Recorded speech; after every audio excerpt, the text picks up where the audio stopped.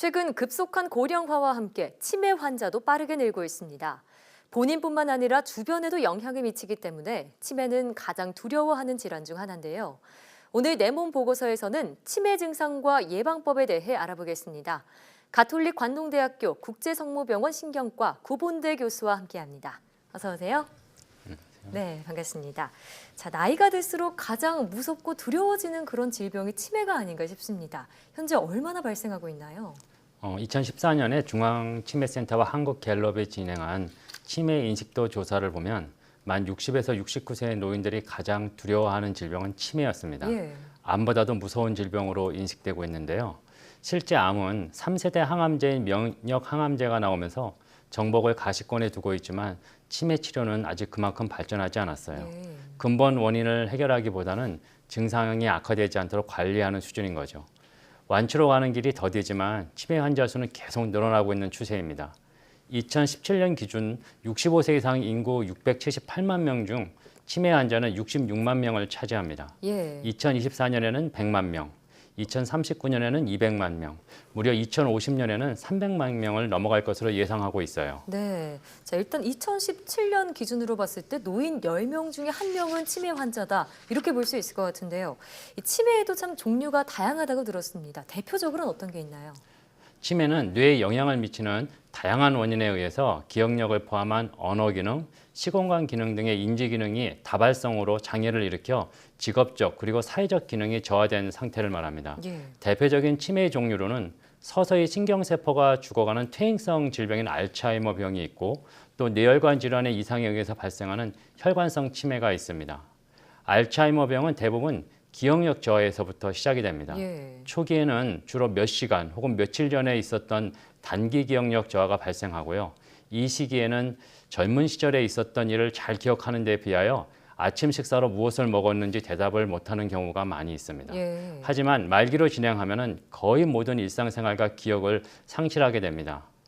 혈관성 치매는 두 번째로 흔한 치매의 원인 질환으로 예. 전체 치매의 15%에서 20% 정도를 차지합니다.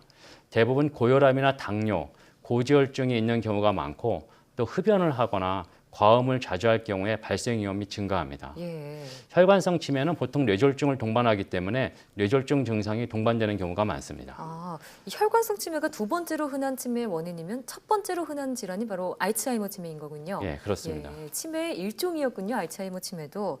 이 대표적인 치매 종류 두 가지를 말씀해 주셨는데 다른 종류의 치매도 있나요? 다른 종류의 치매로는 루이체 치매와 파킨슨병 치매가 있습니다. 예. 파킨슨 증상이라고 불리는 움직임의 장애가 같이 나타나는 게 특징인데요. 파킨슨 증상은 파킨슨병이 있으면 나타나는 손의 떨림, 행동이 느려짐, 뻣뻣한 움직임 등의 증상을 함께 묶어서 이루는 것입니다. 치매가 파킨슨 증상보다 먼저 나타나면 루이체 치매일 가능성이 크고요. 치매가 파킨슨 증상보다 나중에 나타나면 파킨슨병 치매일 가능성이 큽니다. 예. 보통 70대의 증상들이 처음 나타나기 시작하고 환각이나 움직임의 장애, 렘 수면 장애 등을 동반하는 경우가 많습니다. 예. 그래서 파킨슨 증상을 보이는 치매의 경우에 또 하나 꼭 생각해야 할 것이 수두증에 의한 치매를 감별해야 됩니다. 수두증에 의한 치매요. 수두증이라고 하는 것은 뇌 안에 뇌척수액이 차서 생기는 치매 현상으로 파킨슨 증상과 함께 보행장애, 소변실금 증상을 보이는데 이 치매는 비교적 간단한 수술로 치료가 가능한 치매입니다. 네. 그 밖에도 이제 드물게 나타나긴 하지만 이상 행동을 주로 보이는 전두축두 치매가 있는데 이거는 다른 치매와는 달리 50대부터 발병되기 시작하고 기억력 저하보다는 언어나 판단, 사고, 기능들의 저하가 먼저 나는 게 특징입니다. 네, 정말 치매 종류도 이렇게나 다양한 줄 몰랐는데요. CT나 MRI를 찍게 되면 뇌 모습도 각기 다르게 나타나나요? 예, 그렇습니다. 알츠하이머 병의 경우는 베타 아밀로이드라는 이상 단백질이 뇌에 축적되어 증상이 생기게 되는데 예. 이런 베타 아밀로이드가 과도하게 만들어져서 뇌 속에 쌓이게 되면 뇌세포를 죽이면서 알츠하이머 병의 증상이 나타난다고 알려져 있습니다. 하지만 알츠하이머 병이 나타난 환자의 뇌사진을 보면은 정상 뇌세포에 비해서 신경세포의 소실로 전반적인 뇌 위축 소견이 나타난 것 외에는 다른 소견을 보이지 않는 경우가 많습니다. 예. 반면에 혈관성 치매 환자의 뇌 MRI를 보게 되면은 정도에 따라 차이는 있지만 공통적으로 뇌 백질에 하얗게 아. 보이는 허혈성 변화를 볼 수가 있습니다. 예. 자, 그러면 이 뇌 손상된 부분에 따라서 치매 증상도 혹시 다르게 나타나나요? 예, 그렇습니다. 예. 치매의 가장 흔한 원인 질환은 알츠하이머 병으로 이 경우는 해마의 병변으로 기억장애 증상이 제일 처음 나타나게 됩니다. 네. 처음에는 최근 기억에 대한 장애가 심하게 나타나다가 점차 예전 기억에 대한 장애로 진행하게 됩니다. 알츠하이머병이 진행하면서 우측 두정엽이 침범되면 길찾기 장애가 나타나는데 처음에는 낯선 곳에서 길찾기 장애가 나타나다가 점차 익숙한 곳에서도 길을 찾지 못하고 헤매게 됩니다. 더 심해지면 집안에서 화장실을 제대로 찾지 못하기도 합니다. 좌측 두정엽이 침범되면 계산력이 떨어지게 되고 예. 그리고 이전에 익숙하게 사용하던 도구를 제대로 사용하지 못하는 증상이 나타나게 됩니다. 네. 측두엽의 경우는 왼쪽과 오른쪽의 기능이 다소 차이가 있는데요. 왼쪽 측두엽은 주로 언어와 관련된 역할을 하게 되고요. 따라서 왼쪽 측두엽이 손상되면 단어를 잘 떠올리지 못하고 단어의 정확한 의미를 파악하지 못하고 그거를 인식하지 못해서 사람들과 대화하는 데 어려움을 겪기도 합니다. 예. 왼쪽과 다르게 오른쪽 측두엽은 사람의 얼굴을 인식하고 알아보는 기능을 주로 하게 되는데 따라서 오른쪽 측두엽이 손상된 경우에는 사람의 성별이나 연령대는 구분을 할 수 있지만은 이 사람이 누구이며 옛날에 나와 어떤 관계에 있는지를 잘 알아보지 못하는 현상이 나타나기도 합니다. 예. 그러니까 해마나 두정엽, 측두엽 등 어느 부위가 손상됐냐에 따라서 치매 증상이 다르게 나타나는군요. 네, 그렇습니다. 예. 자, 그런데 우울증을 앓는 경우에 치매가 아닌데도 치매라고 착각할 수 있다고요? 네, 그렇습니다. 노인성 우울증은 대부분 우울함을 느끼는 감정보다는 몸이 아프다는 증상을 많이 호소합니다. 예. 또 말수가 적어지고 체중이 감소하고 행동이 느려지고 무기력한 모습을 많이 보이게 되는데요. 그러면서도 기억력이 떨어지면서 집중력이 떨어지는 증상을 보여서 마치 치매와 흡사한 증상을 보입니다. 그래서 노인성 우울증에 의한 치매를 가성치매라고 부르기도 합니다. 네. 많은 노인 환자가 이 우울증을 단순한 노화 현상으로 생각하고 제때 치료받지 않고 또 주변 사람들도 이러한 우울증을 치매로 착각해서 치매에 대한 치료를 제대로 하지 못하는 경우가 많습니다. 예. 하지만 노인성 우울증은 초기에 치료할 경우에 회복률이 80%에 이르는 그런 병이기 때문에 반드시 조기에 진단해서 치료하는 것이 굉장히 중요합니다. 네.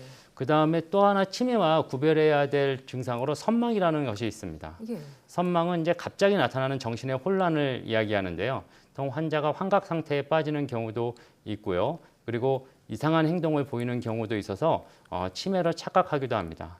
하지만 선망은 치매와는 달리 갑자기 나타나고 또 그 지속 시간이 짧으며 대개는 회복되는 것이 특징입니다. 그렇군요.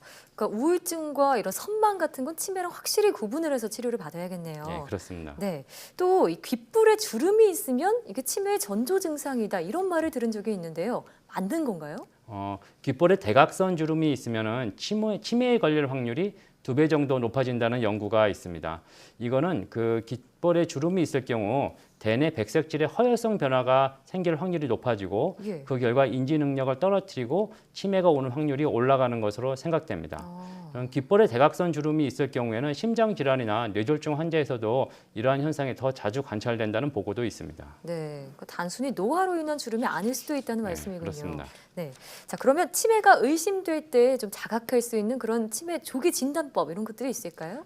간단하게 할 수 있는 것으로는 KADH라고 하는 것이 있는데요. 쉽고 간단하게 인지 능력을 판단하는 진단법으로 세인트루이스 워싱턴 대학 연구팀이 개발했습니다. 예. 이 진단법은 간단한 8개의 문장의 선문지로 이루어져 있는데 인지기능 변화에 따른 부분만을 고려해서 판단하고 그다음에 그것이 달라졌을 경우에 초점을 두고 설문에 응하는 것이 중요합니다. 네. 그래서 예를 들면 판단력에 문제가 있는지, 취미나 활동에 대한 관심이 없어졌는지, 같은 질문이나 이야기를 반복한다거나 도구의 기능이 예전보다 서툴러졌다거나 정확히 몇 년, 몇 월, 며칠인지를 잘 모르는 경우가 많고 세금 계산이나 은행 업무 등 복잡한 재정 업무를 제대로 다루기 어려워지고 약속을 기억하기가 어렵고 사고력이나 기억력의 문제가 계속된다라고 하는 이런 8가지 문항에 대해서 그렇다가 보통 1개에서 또 0개 사이면은 정상으로 생각을 하고요. 네. 그렇다가 2개 이상이면은 약하게도 인지 기능의 변화가 의심되는 상태입니다. 예. 따라서 이런 경우에는 병원에서 정밀 진단을 받는 것이 중요합니다. 2개 이상의 경우에는 꼭 병원을 찾아야 된다 이런 말씀이군요. 예, 알겠습니다. 자, 정말 치매는 누구나 걸릴 수 있는 것이기 때문에 젊고 건강할 때도 미리 대비하는 게 좋을 텐데 예방할 수 있는 그런 법이 있나요? 예방법으로는 만성 질환이 있다면은 이것을 빨리 치료하는 것이 중요하고요. 건강한 생활 습관을 유지하는 것만으로도 치매 발병을 3분의 1로 줄일 수가 있습니다. 예. 따라서 건강한 식단을 유지하시고 규칙적인 운동, 금연과 금주를 하는 것이 중요합니다. 네. 또 어르신들 같은 경우에는 해마다 보건소 찾아서 치매 조기 검진 같은 거 받는 것도 도움 될 것 같은데요. 예, 많이 도움이 됩니다. 그래서 지금 우리나라에 치매 센터가 있어가지고 전국적으로 치매 조기 검진이 이루어지고 있는데 거기에 적극적으로 참여하는 것도 치매를 조기에 발견하고 치료하는 좋은 방법이 될 수 있습니다. 예, 보건소 방문하는 것도 알아두시면 좋겠네요. 자, 지금까지 가톨릭 관동대학교 국제성모병원 신경과 구본대 교수와 함께했습니다. 오늘 말씀 고맙습니다. 네, 고맙습니다.